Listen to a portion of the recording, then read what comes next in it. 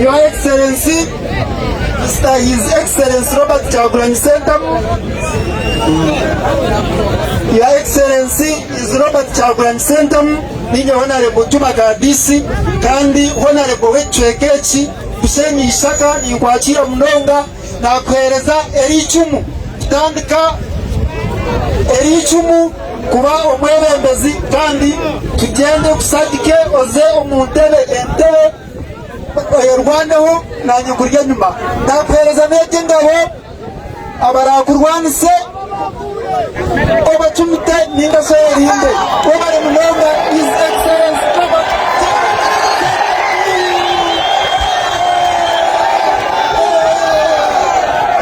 Thank you very much. Abantu babushe. Tera abantu babushe nyungaro. Yenda takajenzi le president ebinebera bo by'abantu babushenyi nanisha bangu batende hariho mwami kagumire Ivan Gabunyaruguru bamuntendero mu ngaro. Your Excellency, please have the floor. Speak to your people. Thank you so much.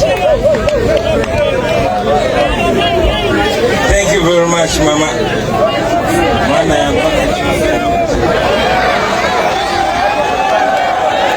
People power! Our power! People power! Our power! Murio! Murio watu wanje! Ababushenyi Ishaka murio! Webale Munonga kuija! Webale Munonga kutwakira erizoba basima Munonga indeba abanywanyi banje bona bari aha mwebale basebona banyawo mwebale kutwakira mwebale kutoreko rukundo rw'amani mwebale butatina mwebale nicho kusinga mwebale kumpokazi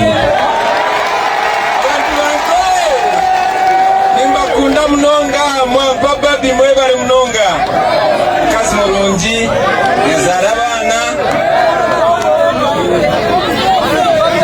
mwebale nakumpa kazina karungi mwamperi zina lya musinguzi kandi ninkunda Munonga abokuba nimanya ereri zina nibali abashija emanzi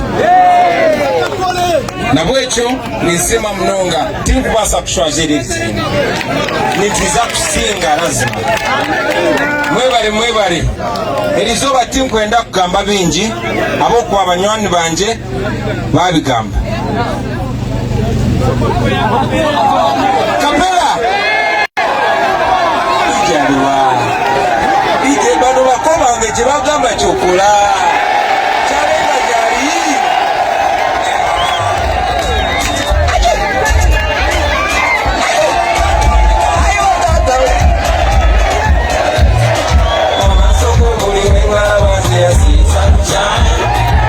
endowooza bwekibeera bebera yuwa mubaluwere nakusanga nga tuli mudan netusaba tuzinemu nawe munyigo akubace ngamba olabikanga atacera imanya buli tubeka ekikuwaka utubera one day you say you are African, another day you say you one day you say you are another day you say you are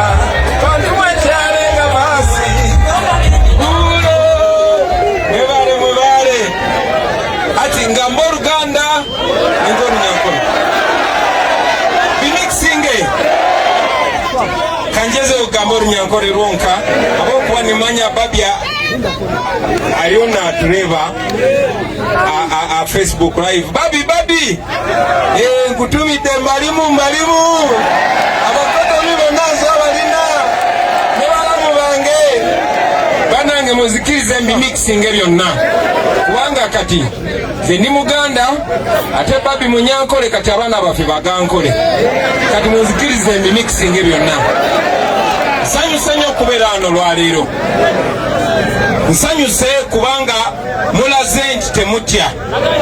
The last time we were here batulemesa okwogera namwe. Buli gye tugenda batugaana okusinkana abantu.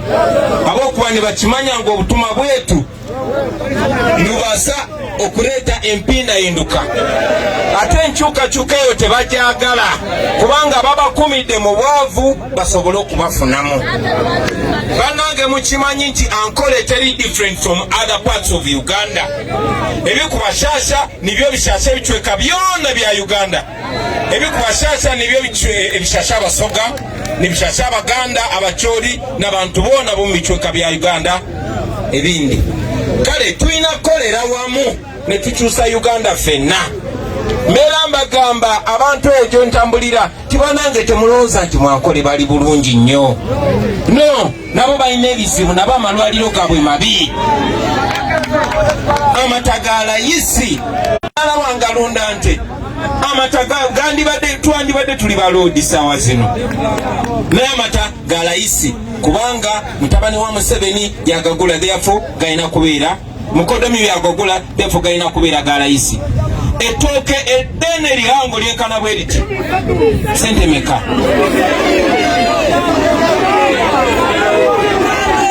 So ebizibu bingi nnyo bannaffe babyogeddeko, nyinza okuba obutabyogerako olw'obudde. Naye njagala mumanye nti your problem is every Ugandan problem and the solution will help everybody. Bwe bitereera Mwankole, bitereera e Bugisu, ne bitereera e Busoga, ne bitereera e Buganda Mwacholi ne walala yonna. This generation is a new generation. Naddala abasinga wano muli bavubuka temukkiriza kubaawulayawula. These are the same problems.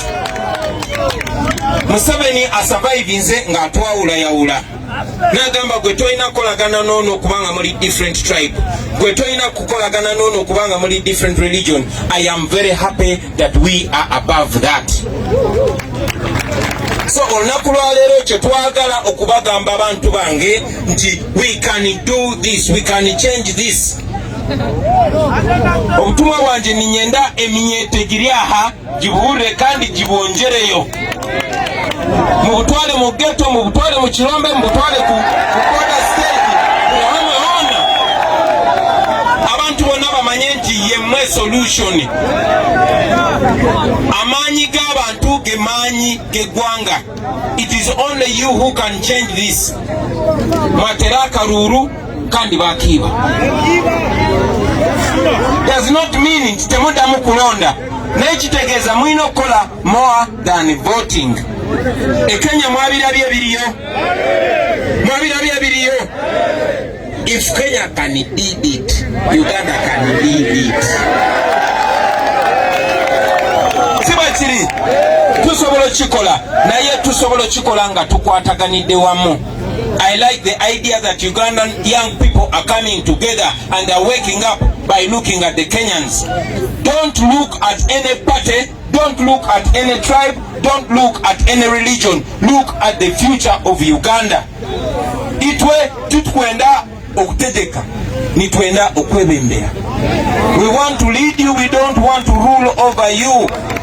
We want a situation where leaders are servants and the people are the bosses. Twagala abakulembeze babeerenga babatya. Nga bw'ogamba mukulembeze mukole luno oluguudo ng'alukola kuba bw'otalukola abantu tebajja kulonda. Twagala tuleete obukulembeze obw'emirembe ate nga bulimu n'enkulaakulana. Enkulaakulana nga teri sidelined. Tuli wano naye omuntu omu alina sente z'abantu 2,000. Lwaki? Kubanga basibba bubbi, ababbi mubamanyi. Comrade Katana abadde tayagala boogerako, naye nze mwana sibata nja boogerako. Mwina wano omubbi bamuyita Mawanda. Yes, kati bamututte mu poliisi, naye I can tell you mutabani wa Museveni agenda kujja amugyewo akomewo wano agambe muddemu mulonde. Twali wano nga tubagamba mu kulonda Museveni n'aleeta Kateshumba gwe baali bakamala okukwata nga bya sente za revenue. N'agenda mu parliament, no wonder kati parliament babbi bokka be baliyo. Anita Amongo sente za bbi ezisobola okutereza nkole yonna.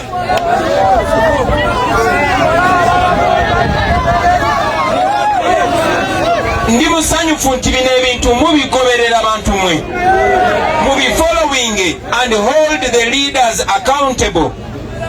What do we want? We want a new Uganda. Uganda empya ffe twagala, number one, erina kubeera y'abakulembeze si y'abafuzi.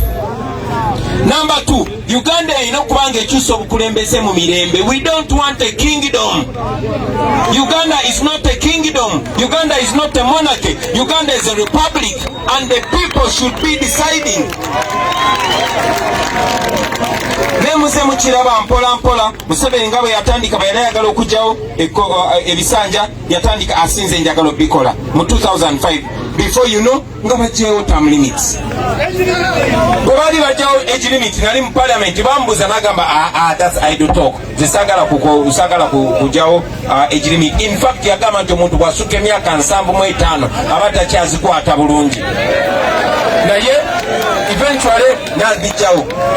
Kati yagamba nti abirivingira mu democracy naye ayagala kutandika bukama mu Uganda. And that is impossible because even the poorest kid in Bushenyi should grow up knowing that he or she can be a president of Uganda. N'omwana wa ghetto alina okumanya nti bw'asoma ennyo n'akola nnyo asobola okufuuka minister, asobola okufuuka president. That is the country that we want.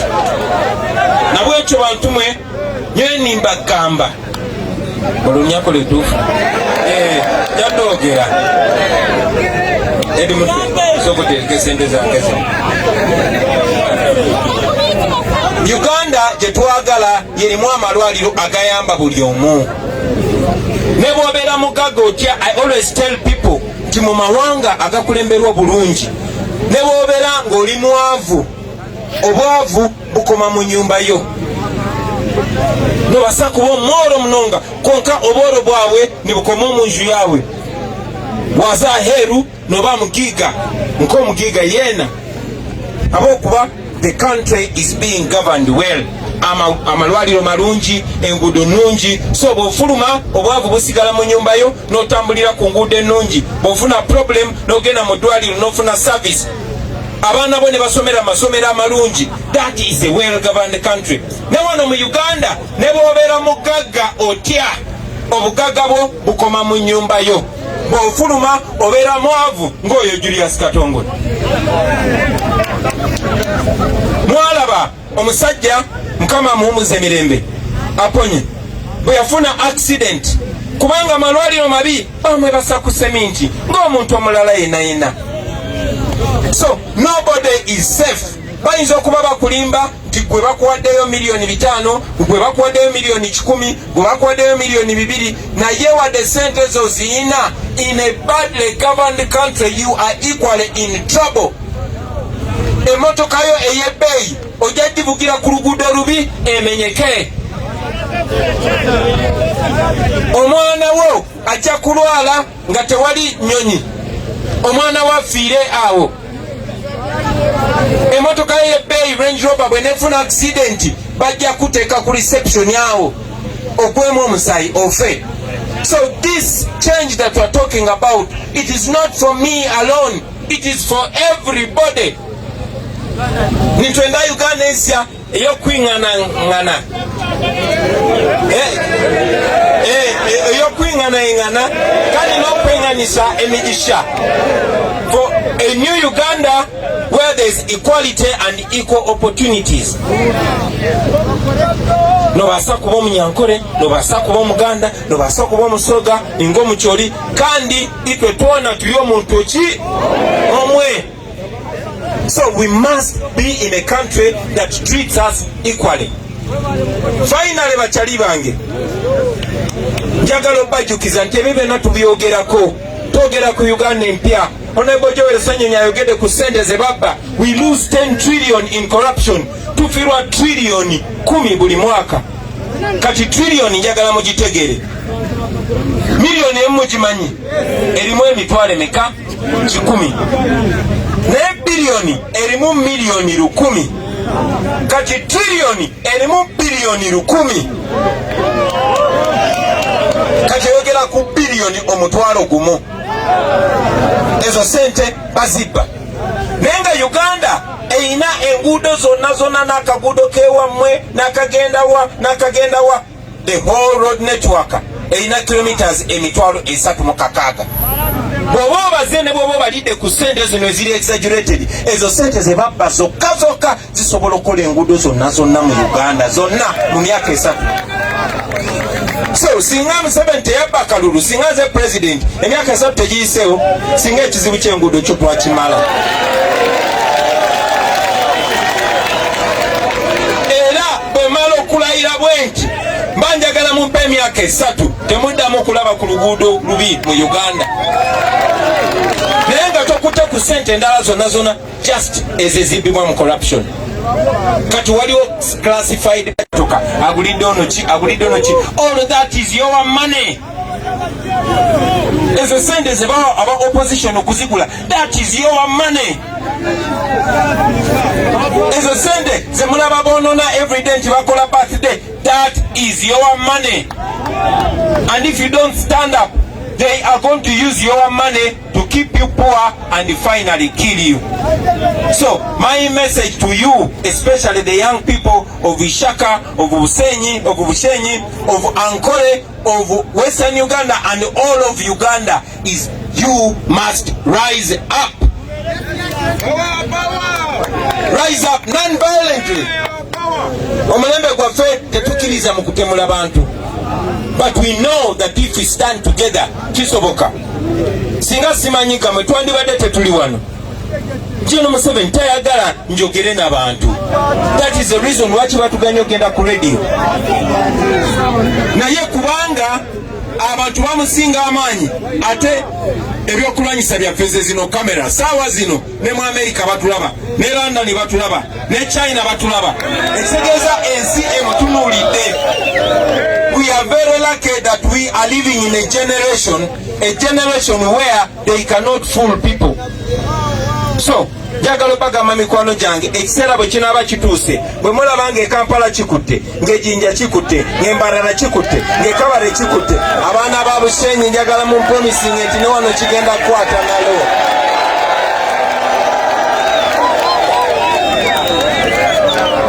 Ekyo bwe tunaakikola tewagenda kuddamu kubeerawo wano mutegeki, wagenda kubeerawo mwebembezi. Tebagenda kuddamu bafugisa mundu, wabula bagenda kubafugira, kubakulembera na bigambo byammwe na birowoozo byammwe. Everybody will be equal. Everybody will be respected. Everybody will be dignified. Tebagenda kuddamu kukuba migo kubanga oyambadde t-shirt ya red. Tebagenda kuddamu kusiba mukomera kubanga waganye okuwagira ani. That is the dream that we want for Uganda, and it must happen. It can only happen when we stand together. Ekisemberayo ddala yemmwe musalawo abakulembeze bammwe. Tubeereyo mu palamenti ne tulaba omuntu n'ava ewantu n'abba ne mugamba abeeyo babbi. Era katana singa teyatugamba nti abeenu si babbi, twandibadde tuga iye batusindikira representative, because you choose the best out of yourselves. Najja nakola ebyambyo ne byonna then naloosa abantu timwena buli bwe mutyo. Njagala okubasaba temuddamu kuwagira babbi. Ne bwaleeta sente, ezo sente zammwe, that is your money. But that is the money. Ezo ze sente zandibadde ziteeka eddagala mu ddwaliro. Ezo sente zandibadde zitereza enguudo. To go feeling like Uganda belongs to you. Abantu mbagambe Uganda ni yetu. Ni yetu. Uganda era kyekimu. Sijekyo. Uganda yamwe. You are the new generation, especially you the people. Thank you very much for loving us. Thank you very much for Kapera. Ikina ina mwenga mwagala nyoku.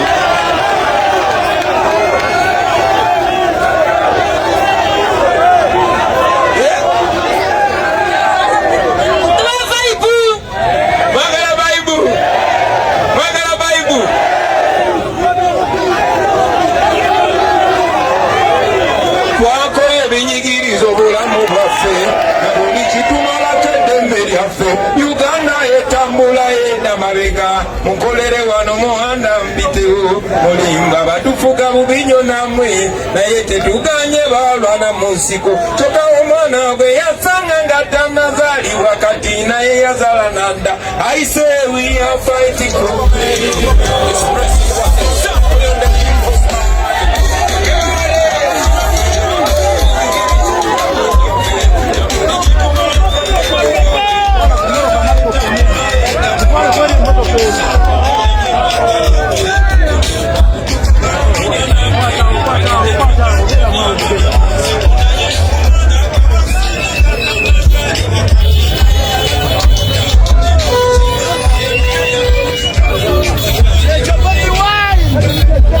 Alright, mwebale nnyo mwebale ddala mwena betuba